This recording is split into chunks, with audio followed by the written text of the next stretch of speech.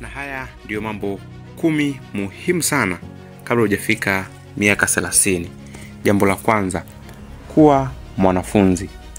Tupo kwenye dunia ambayo unahitaji kujifunza zaidi ya kawaida. Kipindi cha kabla ya miaka 30 unapaswa kujifunza kila kitu ambacho kinakuja mbele yako.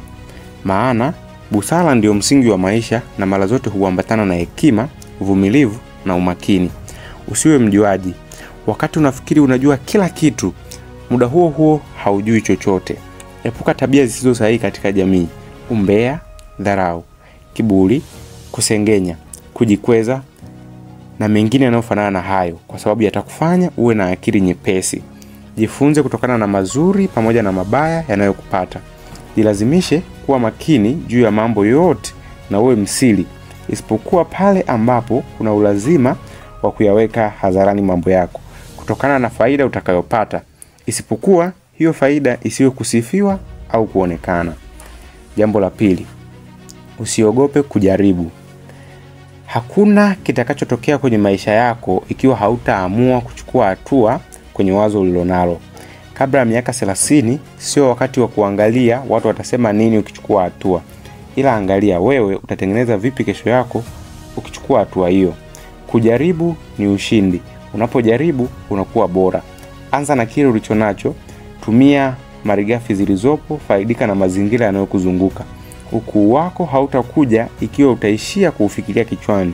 Huu ndio wakati wako mzuri wa kujaribu kufanya kila kitu ambacho umejifunza, halafu kuchambua kati ya magugu na ngano. Usitie huruma kwa watu. Hakuna atakaye kuhurumia dunia ya leo. Pambana. Acha lawama, acha excuses. Jambo la tatu, jifunze kuweka akiba. Jifunze kuweka akiba katika kila pato unalopata. Huu ndio msingi wako unapopata fursa mpya. Jifunze kuweka akiba ya mahusiano na watu. Ishi vizuri na watu.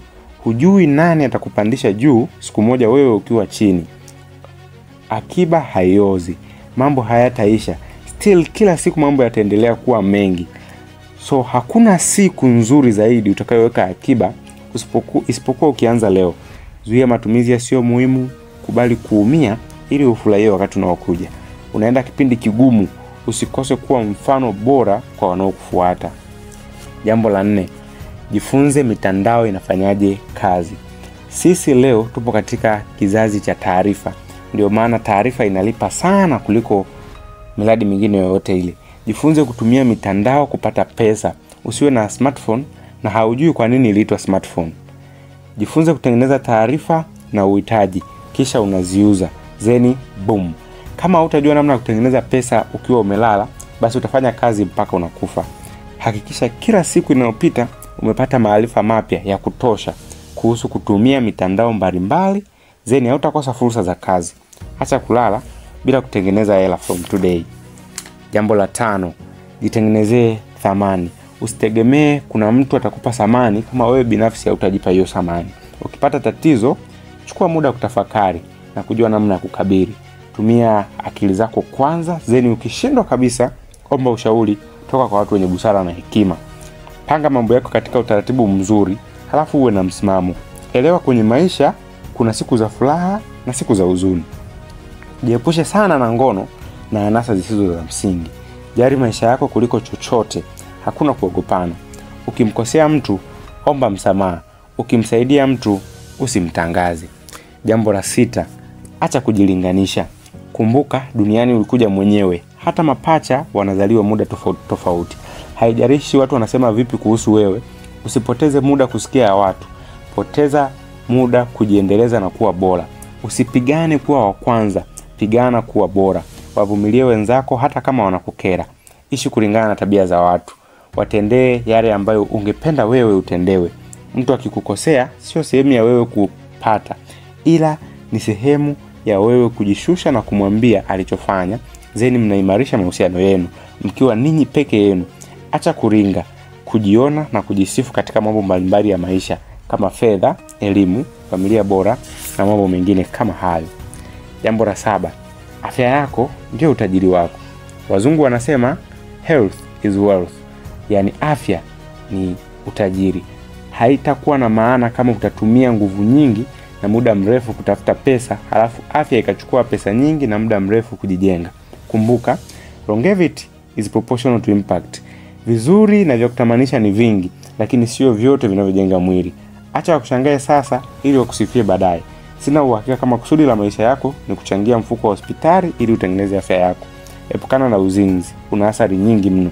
Usikimbizane na maisha ya wengine. Kila mtu ana majira yake. Jambo la 8. Muda ni pesa. Muda ni uhai. Kumbuka, wanadamu wote tunaishi tukitawaliwa na muda. Ndio maana kila mmoja wetu ana saa 24 kwa siku, saa 168 kwa wiki na saa 8763 kwa mwaka. Namna unavyotumia muda wako ndio namna ambavyo unatengeneza maisha yako. Acha kuangalia TV kupita kiasi, acha kuongea na simu mambo ambayo hayana msingi, usikae kwenye internet bila kuingiza faida. Usijidanganye na kusema comedy inanipa furaha.